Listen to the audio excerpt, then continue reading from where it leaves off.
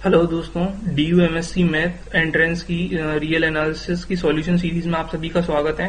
कुछ स्टूडेंट्स के साथ हमने पोल करा था, वोटिंग कराई थी, तो उसमें सबसे ज्यादा DU के वीडियोस के लिए रिक्वेस्ट आई थी। ठीक है, और अपना टॉपिक जो रहेगा वो रहेगा रियल एनालिसिस। लगभग 56% लोगों ने सपोर्ट करा है रियल एनालिसिस को, तो हम रियल एनालिसिस की सॉल्यूशन को स्टार्ट करेंगे।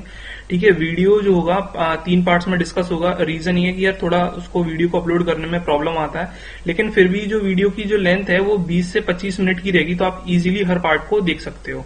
ठीक है, पार्ट 1 और 2 में अपन टोपोलॉजी, सीक्वेंस, सीरीज, 1 वेरिएबल और 2 वेरिएबल्स के क्वेश्चन को डिस्कस करेंगे। ठीक है, और पार्ट 3 मैंने सेपरेट कर दिया है, जिसमें metric space, Riemann, integration, sequence of function, और अगर कोई क्वेश्चन इनमें से रह गया होगा तो वो भी इसमें ही डिस्कस हो जाएगा।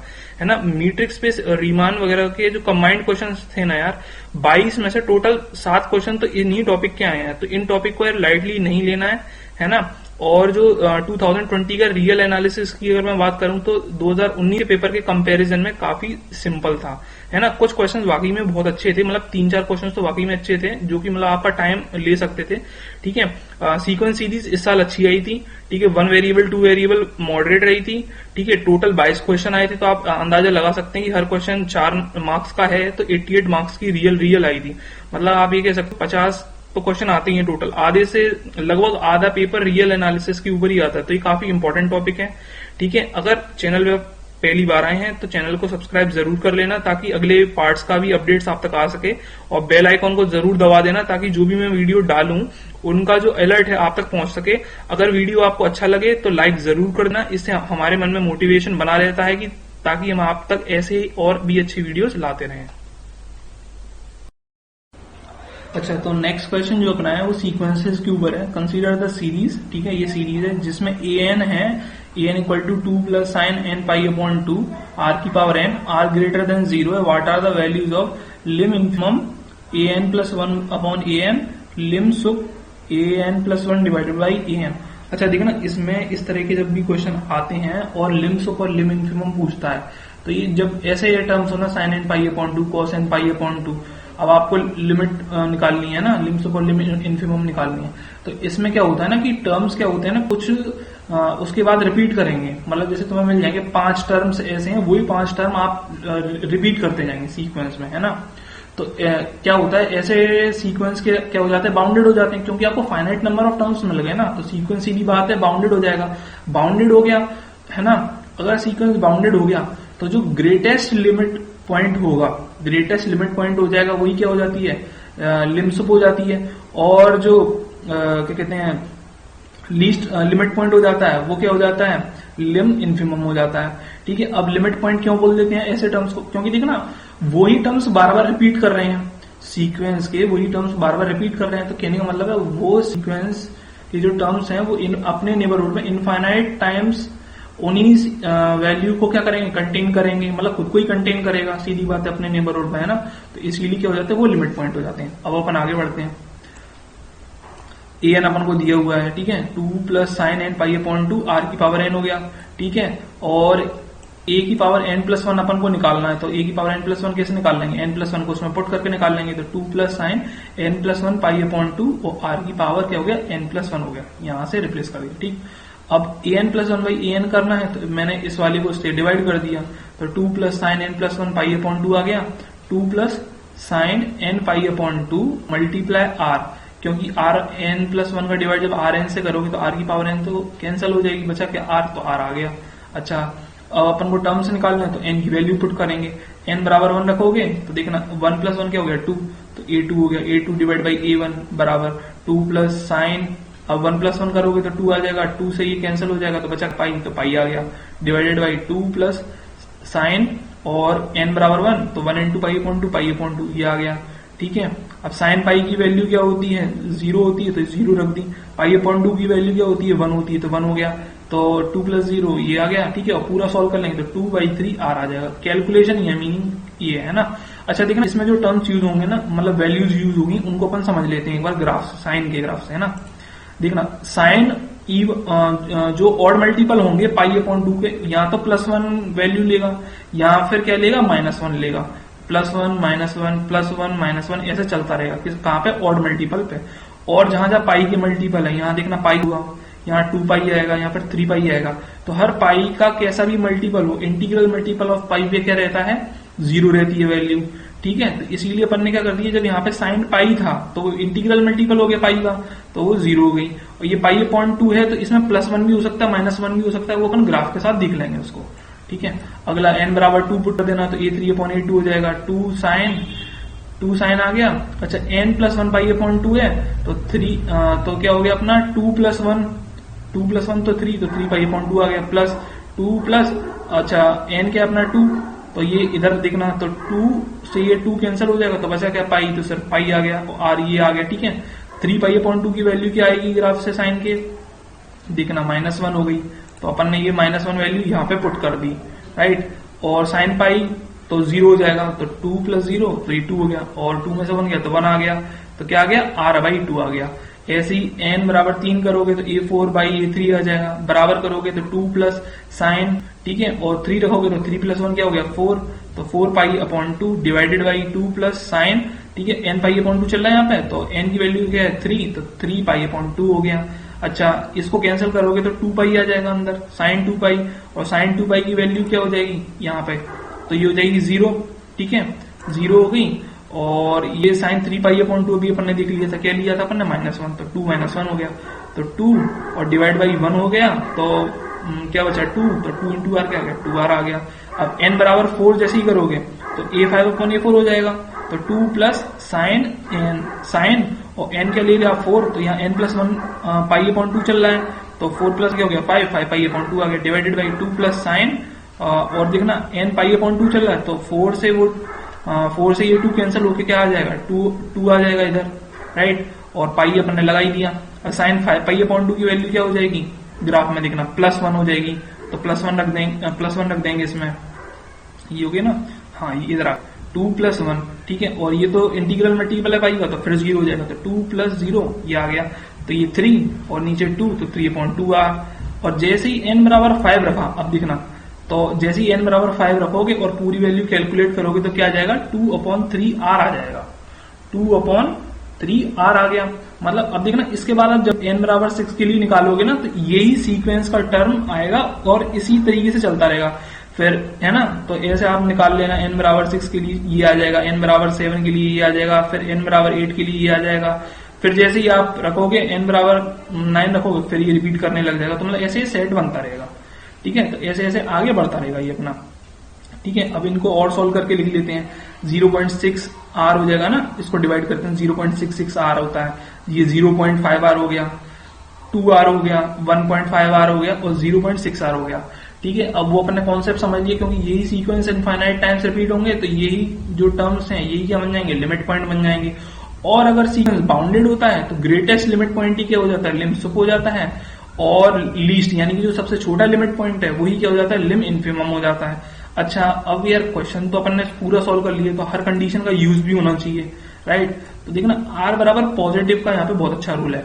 कैसे, देखना r अगर पॉजिटिव नंबर है तो देखना, अब अपन को r की कोई फिक्स वैल्यू तो पता है नहीं है, तो अपन जज कैसे करेंगे कि सबसे बड़ा इसमें कौन सा है, सबसे छोटा कौन सा है। r पॉजिटिव है यानी कि देखना 0.6, 0.5, मतलब अब यहाँ पे इससे मीनिंग नहीं रहा, अब सारे इसके कोफिशिएंट से मतलब हो गया। तो सबसे बड़ा इसमें कौन सा है, 2r है, तो ग्रेटेस्ट लिमिट पॉइंट क्या हो गया 2r हो गया, तो लिम सुप क्या हो गई अपनी 2r आ गई। सबसे छोटा लिमिट पॉइंट कौन सा है, 0.6 तो बड़ा हो गया, 0.5, फिर 1.5 और 2r, तो सबसे छोटा हो गया 0.5r यानी कि r/2, तो लिम इन्फिमम अपनी क्या होगी r/2, तो करेक्ट ऑप्शन अपना हो जाएगा r/2 एंड 2r, तो ऑप्शन ए करेक्ट हो गया। तो मतलब अच्छा क्वेश्चन है, ठीक है, लेकिन अगर एग्जाम में आप करोगे ना तो इसमें वैल्यूज की गलती हो सकती है, क्योंकि साइन की वैल्यू रखनी है ना, तो ये मतलब प्रेफरेबल नहीं है एग्जाम पॉइंट ऑफ व्यू से, लेकिन वैसे बहुत अच्छा क्वेश्चन है, मतलब मजेदार है। ये आपका कॉन्सेप्ट लग रहा है लिम इन्फिमम और सुप्रीमम का भी। नेक्स्ट क्वेश्चन अपना, what is the length of the interval on which the function F of x x³ - 6x² - 15x + 8 is decreasing, है ना। मतलब देखना, फंक्शन के लिए तो पहले इंटरवल निकाल लेंगे जिसमें ये फंक्शन क्या है, डिक्रीजिंग है। अब अपन से लेंथ ऑफ इंटरवल पूछा है, तो वो कुछ नहीं है, इंटरवल आ गया a, b, तो b में से a को घटा देंगे और उसकी मॉड्यूलस वैल्यू ले लेंगे, तो अपना लेंथ ऑफ इंटरवल आ जाएगा। अच्छा, ये क्वेश्चन ना बिल्कुल यार देवता के समान है, मतलब सीधे सीधे तुम्हें नंबर बांट रहा है, बोला कि मुझे सॉल्व कर लो और नंबर ले जाओ, है ना। तो इजी क्वेश्चन है, इजीली अपन अटेम्प्ट कर सकते हैं, ना। तो मतलब पहली बार देखती आपको समझ में आ जाएगी क्वेश्चन में करना क्या है। अच्छा, क्वेश्चन पे के सॉल्यूशन पे चलते हैं अपन। एफ ऑफ एक्स बराबर ये अपन को फंक्शन दिया हुआ है। अच्छा, इंक्रीजिंग कब होता है फंक्शन? जब फंक्शन का डेरिवेटिव मतलब डिफरेंशिएट करोगे तो वैल्यू क्या आ जाए, पॉजिटिव आ जाए किसी भी पॉइंट पे, ठीक है। डिक्रीजिंग कब होता है? जब फंक्शन का डेरिवेटिव लेस देन 0 हो जाए किसी भी पॉइंट एक्स पर, तो उस पॉइंट एक्स पर अपन कहेंगे डिक्रीजिंग हो जाएगा। अच्छा, ये जो डेरिवेटिव टेस्ट है आप तभी लगाएं जब फंक्शन क्या है, उस पॉइंट पर क्या है, कंटिन्यूअस है, ठीक है। तो अब देख लेना, पॉलिनोमियल तो एवरीवेयर कंटिन्यूअस होता है पूरी रियल लाइन पे, तो इस पे आप लगा सकते हो, है ना।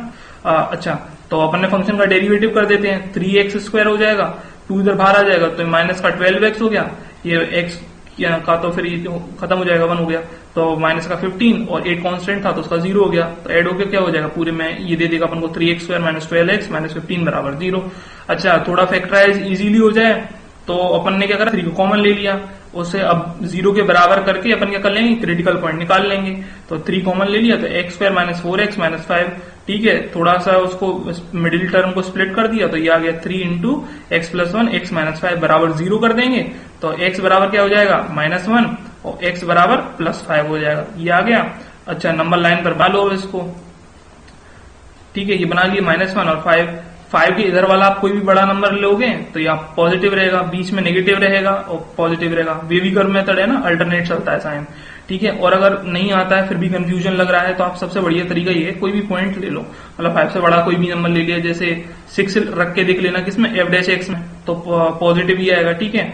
अब -1 से लेकर 5 के बीच में कोई भी नंबर ले लो, जैसे 0 ही रख के देख, मतलब कोई भी नंबर रख के देख लेना, जैसे 0 ही रख के देख लो एग्जाम्पल के तौर पे, तो ये 0 और ये तो खत्म हो जाएंगे, ये बचा -15, तो वो क्या बना देगा उसको, माइनस का साइन, तो नेगेटिव हो गया डेरिवेटिव, ठीक है। -1 से लेकर कितने भी पॉइंट ले लो, तो जैसे कोई भी ले लो, -2 ले लेना, इसमें पुट कर देना तो नेगेटिव ही आएगा, तो ऐसे भी आप पॉजिटिव ही आएगा, है ना। तो ऐसे आप साइन चेक कर सकते हो, ठीक है। तो ये आ गया अपना, अपन को पूछ रहा डिक्रीजिंग, तो f' क्या होना चाहिए, लेस देन 0, तो किसमें, इसमें आएगा। तो इंटरवल आ गया जिसमें फंक्शन क्या है, डिक्रीजिंग है, -1, 5। अब लेंथ ऑफ इंटरवल पूछ रहा है तो कुछ नहीं, इसमें से इसको घटा देंगे और मॉड्यूलस वैल्यू ले लेंगे, क्योंकि जो डिस्टेंस होता है क्या होता है, पॉजिटिव होता है, तो इसमें से इसको घटा देंगे तो 5 माइनस ऑफ -1 माइनस प्लस हो जाएगा, तो 5 + 1 क्या दे देगा, 6। तो अपना ऑप्शन बी करेक्ट हो जाएगा, ठीक है। ये रहा ऑप्शन बी, तो 6 इसका करेक्ट आंसर है। अगला क्वेश्चन अपना टोपोलॉजी के ऊपर है। The union of the infinitely many close subsets of the real line is, मतलब आपको कितने लेने हैं, क्लोज्ड सेट्स लेने हैं, और कितने इनफाइनाइट, मतलब इनफाइनाइट बहुत सारे क्लोज सबसेट्स लो, उनको यूनियन करा दो, तो जो रिजल्टेंट सेट बनेगा वो कैसा होगा, अनकाउंटेबल, फाइनाइट, ऑलवेज क्लोज्ड या need not to be closed. तो ये तो यार डायरेक्ट थ्योरम है, तो अपन को पता है कि need not to be close, क्योंकि है ना ओपन सेट में तो ऐसा होता है कि इनफाइनाइट यूनियन ले लोगे तो ओपन आ जाएगा, लेकिन क्लोज सेट में ऐसा जरूरी नहीं है। तो ये क्वेश्चन काफी इजी था।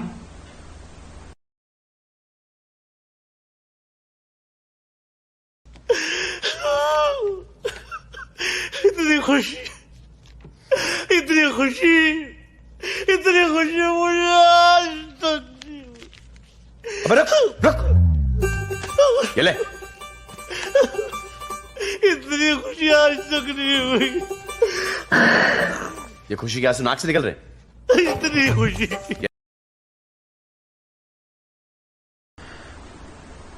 तो अपन ने यार बीएससी बुक्स में पढ़ा कि मतलब जरूरी नहीं है कि union of infinitely many close subsets क्या हो, क्लोज हो। तो ये तो पता है कि करेक्ट आंसर क्या होगा, need not to be close. अच्छा, बाकी सब क्यों नहीं होंगे, कि अनकाउंटेबल नहीं होगा, फाइनाइट नहीं होगा, ऑलवेज क्लोज क्यों नहीं होगा, तो उनके लिए अपन देखते हैं काउंटर एग्जाम्पल्स, ठीक है। तो काउंटर एग्जाम्पल्स पे चलते हैं अपन। अब देखना काउंटर एग्जाम्पल बनाना कैसे, अनकाउंटेबल दे रहा है तो अपन को बिल्कुल उल्टा करना है। तो काउंटेबल के बारे में सोचो, काउंटेबल में कैसे सोचोगे, फाइनाइट सेट सोचोगे, नेचुरल नंबर सोचोगे, इंटीजर सोचोगे, या फिर होल नंबर सोचोगे। तो अपन वही करेंगे, कुछ ऐसा सेट बनाएंगे काउंटेबल बन जाए। अब देखना कि जैसे ये ले लिया अपन ने A1 को मान लिया 1, A2 को मान लिया 2, AN को मान लिया n। अब इनफाइनाइट टाइम तक जाना है तो नेचुरल नंबर ही लेना पड़ेगा अपन को। एक काउंटेबल सेट कैसा ले सकते हैं, नेचुरल नंबर, क्योंकि इनफाइनाइट वो कैसा होता है, काउंटेबली इनफाइनाइट सेट होता है, ठीक है, ये ले लिया A11 A2। अब देखना हर फाइनाइट सेट क्या होता है, क्लोज्ड होता है। क्लोज्ड होने के लिए क्या होना चाहिए, ए का जो डिराइव्ड सेट है वो क्या कंटेन होना चाहिए, वो सेट ए में ही कंटेन होना चाहिए। तो आप कोई भी फाइनाइट सेट ले लो, उसका डिराइव सेट में तो कोई एलिमेंट आता नहीं, तो 5 और 5 सबसेट होता है सबसेट का, हर सेट ए का। तो आप ये कह सकते हो हर फाइनाइट सेट क्या क्लोज है, तो ये क्लोज ये क्लोज ये क्लोज। अच्छा, आप यूनियन करोगे 1 2 3 ऐसे ऐसे करके यूनियन करोगे तो क्या आ जाएगा, पूरा सेट ऑफ नेचुरल नंबर, और जो कि क्या है काउंटेबल इनफाइनाइट सेट है। और बोल क्या रहा था, काउंटेबल बोल रहा था, काउंटेबल ही तो बोला था, डिस्कार्ड हो गया। सेम एग्जांपल अपना फाइनाइट, इसमें बी को भी डिस्कार्ड कर देगा। अपन ने देखना ये कौन सा सेट दिखाया है, काउंटेबल है और कैसा इनफाइनाइट सेट है, बट वो किस चीज की बात कर रहा है, फाइनाइट सेट की बात कर रहा है, तो ये भी डिस्कार्ड हो गया। अब ऑलवेज क्लोज है, तो एटलीस्ट अपन एक ऐसा एग्जांपल दिखा दें कि जो क्लोज नहीं है तो क्लोज नहीं होगा, है ना। तो अपन क्या कर लेते हैं, देखना कि इसमें ऐसे कर सकते हैं कि AI में एक ऐसा सेट मानना हूं, क्योंकि रियल लाइन का मानना तो इंटरवल ही लेना है और क्लोज लेना तो क्लोज इंटरवल ले लिया मैंने, कि 1/n, 1 ले लिया मैंने। ठीक है, तो अब देखना n की वैल्यू जैसे जैसे बढ़ेगी तो 1/1, n बराबर 1 पे तो A1 हो गया, तो 1,1 कैसा हो गया, 1,1 तो क्या हो गया, सिंगल एलिमेंट 1 ही आ गया तो 1 लिख दिया मैंने। A2 कैसा हो गया 1, देखना n को 2 पुट कर देंगे तो 1/2 क्लोज इंटरवल 1। ठीक है, A3 पुट कर देंगे तो 1/3 क्लोज है ना, और ये हो गया। तो मतलब ये पूरा ऐसे बन जाएगा अपना। करते करते n जितना बड़ा होता जाएगा उतना ही ये क्या होता जाएगा, छोटा होता जाएगा इंटरवल। ठीक है, अब यूनियन कर देंगे 1, 1/2, 1 यूनियन 1,3, है ना। ऐसे ऐसे अपने बहुत सारे इंटरवल का क्या कर दिया, यूनियन कर दिया, इनफाइनाइट तक जा रहा है। अब देखना कि इसमें क्या होगा, देखना जीरो तो कभी आएगा नहीं, जीरो कोई भी पॉइंट ले लो जीरो तो नहीं आने वाला, क्योंकि ये हर नंबर जो है जीरो से तो बड़ा है ना। तो ओपन इंटरवल 0 और 1 इंक्लूडेड है, और बाकी सारे नंबर कैसे हैं, 1/n के फॉर्म के हैं। तो जो भी नंबर होगा 0 से लेकर 1 के बीच में करेगा, 0 नहीं आ रहा तो ओपन और 1 और 1 इंक्लूडेड है, तो ये तो सेम ही ओपन सेम ही क्लोज हो गया। तो नाइदर ओपन और क्लोज्ड, है ना। अच्छा, समझना है कि कैसे आया, तो ऐसे समझ लेते हैं। देखना कि पहला है 1,2,1, तो ये इंटरवल यहां तक आएगा। फिर क्या होगा 1,3,1 ऐसे आएगा, 1,4 लोगे और आएगा। मतलब जितना नीचे n की वैल्यू बढ़ा रहे हैं तो ये इंटरवल की लेंथ 0 के पास आती है, पर 0 तो कभी नहीं होगी, तो इसीलिए ओपन 0 और क्लोज्ड 1 हो गया। तो ये नाइदर ओपन नॉर क्लोज्ड, ना ही ओपन है ना ही क्लोज्ड है। और वो क्या बोल रहा था कि ऑलवेज क्लोज होना चाहिए, तो ये तो गलत हो गया, तो ये भी डिस्कार्ड हो गया। और अपन ने एक ऐसा एग्जांपल शो कर दिया कि जो कि क्लोज नहीं है, तो need not to be close, ऐसा एक एग्जांपल शो कर दिया, तो फोर्थ करेक्ट हो गया अपना। नेक्स्ट क्वेश्चन है, consider the following series x की power n by n factorial 1/n plus sign n 1/2 की पावर n और √n और साइन n। अच्छा, देखना जब भी सीरीज कन्वर्जेंट पूछता है तो अपन बेसिकली क्या करते हैं, अपन डिस्कार्ड करने की कोशिश करते हैं, अपन ऑप्शन हटाने की कोशिश करते हैं। तो अपन क्या है, डाइवर्जेंस टेस्ट लगा देंगे। डाइवर्जेंस टेस्ट में क्या होगा कि अगर an जो भी आप सीक्वेंस ले रहे हो 0 पर नहीं जा रहा है, उसकी लिमिट 0 पर नहीं जा रही है, तो ये पक्का की वो जो सीरीज है वो डाइवर्जेंट हो जाएगी। क्योंकि नेसेसरी कंडीशन तो ये कहती है ना कि अगर सीरीज कन्वर्जेंट है तो उसका ये जो सीक्वेंस है एक जैसे x में n बाई n है ना, तो इसको 0 पे जाना चाहिए। अगर इसमें ऐसा कोई ऑप्शन मिल जाता तो वो अपन हटा देंगे। जैसे इसको कोशिश करते हैं, x की power n by n factorial है, नहीं जाएगा, देखो 1/n बनना है ना, तो 1/∞ तो वो फिर 0 दे देगा। 1/n प्लस साइन n, तो देखना साइन n वाले में जनरली एक्सपेंशन अपन खोल देते हैं, बट एक्सपेंशन से कोई मीनिंग नहीं बनेगा, क्योंकि 1/n का टर्म है, फिर वो 1/∞ फिर 0। इसमें भी वही है 1/∞ तो फिर 0, है ना। अपन को चाहिए नॉट इक्वल टू 0 आ जाए ताकि डिस्कार्ड हो जाए। साइन n में देखना, साइन n में आप जैसे करोगे ना, तो साइन n की कोई भी वैल्यू ले लो 1 और -1 के बीच में आती है। ठीक है, वही टेस्ट अपन लगा रहे हैं डाइवर्जेंस वाला। तो साइन n की लिमिट लेके देखी तो क्या आ गई, 1 और -1 के बीच में आ गई। अच्छा, लिमिट एग्जिस्ट कब बोलते हैं, जब नंबर फाइनाइट हो और यूनिक हो। लेकिन यहाँ पे तो क्या होगा, देखना 1 और -1 के बीच में नंबर तो फाइनाइट आएगा, लेकिन क्या यूनिक आएगा, हो सकता है 1 भी बन जाए, किसी वैल्यू पे -1 भी बन जाए, क्योंकि n जब इनफाइनाइट पे जा रहा है मतलब n किसी बहुत ही बड़े नंबर की तरफ जा रहा है ना। तो 1 भी हो सकती है, -1 भी हो सकती है, कुछ केस में 0 भी हो सकती है, लेकिन सब केस में तो नहीं हो रही ना। तो इसीलिए 1 और -1 के बीच में आएगी तो क्या होगी, नॉट इक्वल टू 0, मतलब अदर देन 0 भी वैल्यू हो सकती है, तो यूनिक नहीं होगी लिमिट। तो अपन कह देंगे साइन n क्या होगी, डाइवर्जेंट सीरीज हो गई। अच्छा, पहला ऑप्शन अपना क्या है, x की पावर n/n फैक्टोरियल। अच्छा, इसमें मेन जब भी ये फैक्टोरियल वाले टर्म आ जाए ना, ये और x की पावर n टाइप में ऐसा कुछ भी दिया हो, तो अपन डीएलएमआर टेस्ट लगाते हैं, है ना, रेशियो टेस्ट लगा देते हैं। रेशियो टेस्ट क्या कहता है कि लिमिट an प्लस 1/an है, ठीक है। अब आपने इसकी लिमिट निकाल ली, लेस देन 1 आ गई तो कन्वर्जेंट है, ग्रेटर देन 1 आ गई तो डाइवर्जेंट है, और l अगर 1 ही हो जाए तो टेस्ट फेल हो जाता है ना। अब अपन देख लेते हैं, limit n tending to infinity an plus 1 क्या हो जाएगा, जहां जहां पे इसमें n है वहां पे n प्लस 1 रख देंगे, तो x की पावर n प्लस 1 और n प्लस 1 का फैक्टोरियल मल्टीप्लाई, देखना ये डिवाइड में होता है an, तो अब मैं इसको मल्टीप्लाई में लिख रहा हूं तो क्या हो जाएगा 1 अपॉन, तो n फैक्टोरियल क्या आ गया, ऊपर आ गया x की पावर n, ये यहाँ पे ना n फैक्टोरियल होगा, सॉरी है ना, यहाँ पे n फैक्टोरियल आएगा, क्वेश्चन में भी देखना n फैक्टोरियल ही दिया हुआ है, वो लिखने में मिस्टेक हो गई है, ठीक है। आगे बढ़ते हैं अपन, तो limit n tending to infinity x into, अब देखना ये x की पावर n है और x की पावर n प्लस 1 है, तो x की पावर n वाला टर्म कैंसिल हो जाएगा, बचा क्या x, तो ये x लिख दिया अपन ने। n प्लस 1 के फैक्टोरियल को अपन तोड़ के क्या लिख सकते हैं, n का फैक्टोरियल इंटू n प्लस 1 का फैक्टोरियल, ठीक है। तो ये n फैक्टोरियल से ऊपर वाला खत्म हो जाएगा, बचा क्या एक्सप्रेशन अपन पे x अपॉन n प्लस 1 बच गया, ठीक है। x तो कोई भी फाइनाइट नंबर हो सकता है, ठीक है। 1 अपॉन n प्लस 1 क्या होगा, देखना ये इनफाइनाइट की तरफ जाएगा तो 1 अपॉन इन्फिनिटी हो गया, तो 0 हो गया, तो 0 आ गई लिमिट। अब 0 इज लेस देन 1, ये जो लिमिट है लेस देन 1 हो गई, तो अपन डीएल नंबर टेस्ट से क्या कह देंगे, ये सीरीज क्या कर गई, कन्वर्ज कर गई। अच्छा, अब नेक्स्ट ऑप्शन अपना क्या था, 1 अपॉन 2 की पावर n अंडर रूट में n।